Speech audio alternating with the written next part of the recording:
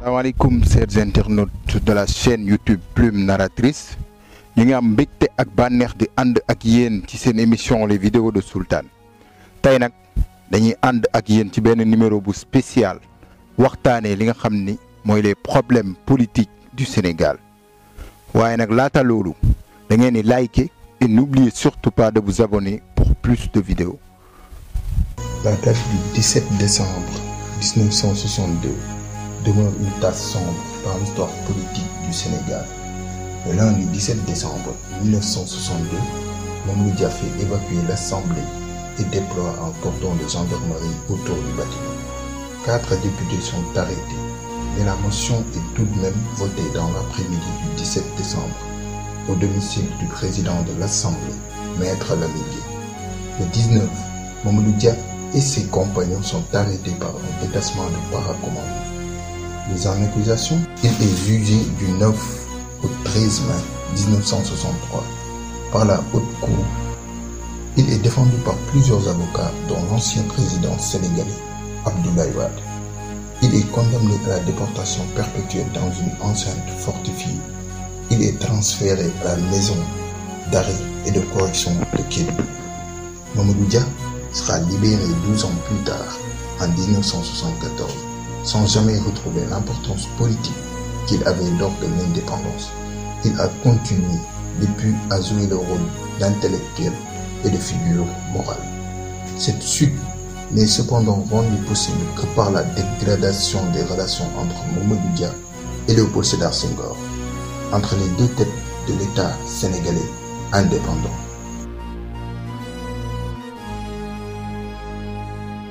Mamadou Diop, célèbre sous le nom de Kara le Visionnaire, est un étudiant en Master 2 à la Faculté des Sciences économiques et gestion de l'Université Cheikh Anta Diop de Dakar. Il est spécialisé en commerce et management des affaires internationales. Par ailleurs, il est également chef de district de Pikine du Mouvement national des pionniers du Sénégal et membre du Parti socialiste des valeurs. Nous fait part du récit raconté par ses pairs. Un éminent professeur de la sociologie politique, Arthur Rimbaud, disait: les problèmes politiques sont les problèmes de tout le monde, et les problèmes de tout le monde sont les problèmes politiques. Et au Sénégal, on ne peut pas parler des problèmes politiques sans pour autant parler du conflit Senghor-Mamadou Dia. Les deux hommes ont connu de profonds désaccords, notamment quand le général de Gaulle a proposé le référendum de 1958 sur la communauté française. Ces deux hommes s'étaient opposés dans un débat d'idées de plusieurs heures.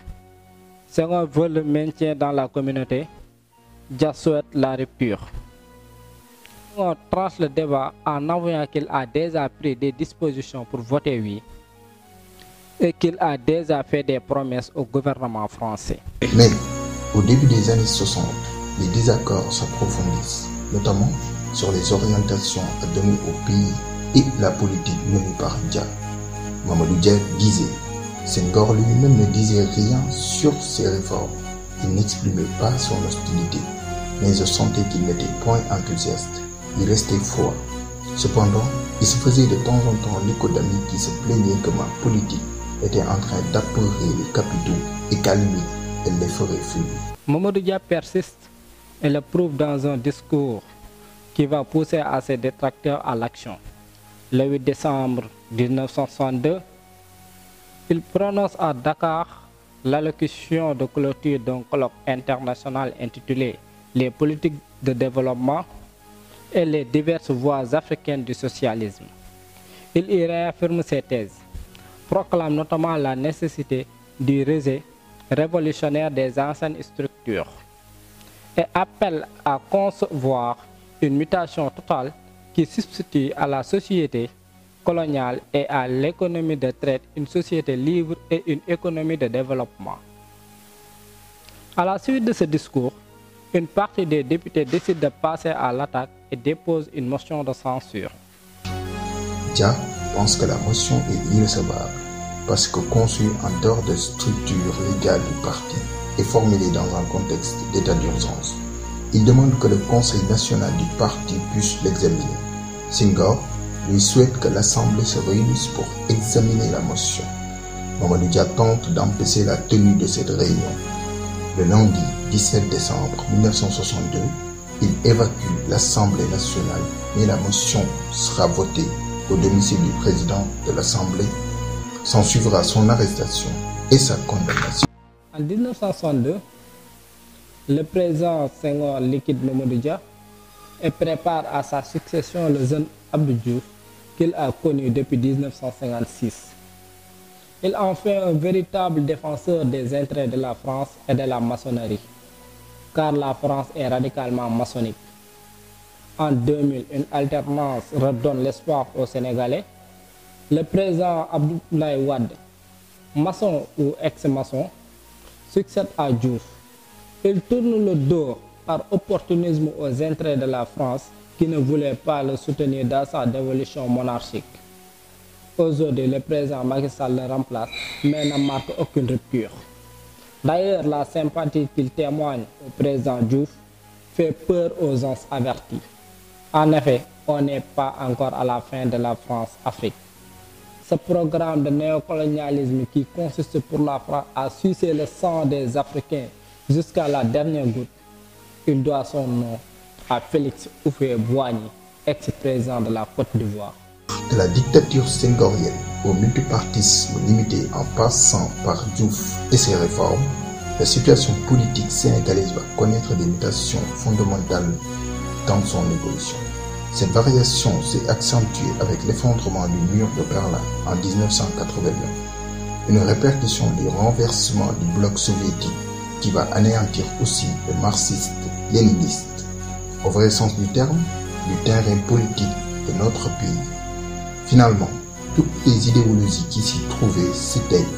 Désormais, la politique qui s'y définit ne rend plus compte de l'existence indifférente d'un socialisme et d'un libéralisme. C'est une politique démagogique qui s'y développe jusqu'à l'arrivée du président Sall, qui ne s'en distingue nullement. La démission d'Abdoul Mbaye en est l'explication la plus pertinente, car l'auteur de la seconde alternance n'exécute plus une vraie politique de développement. Il ne fait que tâtonner. Peut-être les allégations du fameux Jules Diop justifient. Je cite: si nous avions à confier à Macky Sall un poste dans l'État, cela ne devrait être uniquement la direction de Petrosen. Et l'ex-premier ministre Idrissa Seck disait: Macky Sall pourrait être de bonne foi, mais il est nul politiquement. Toutefois, il ne sait plus là où il met les pieds.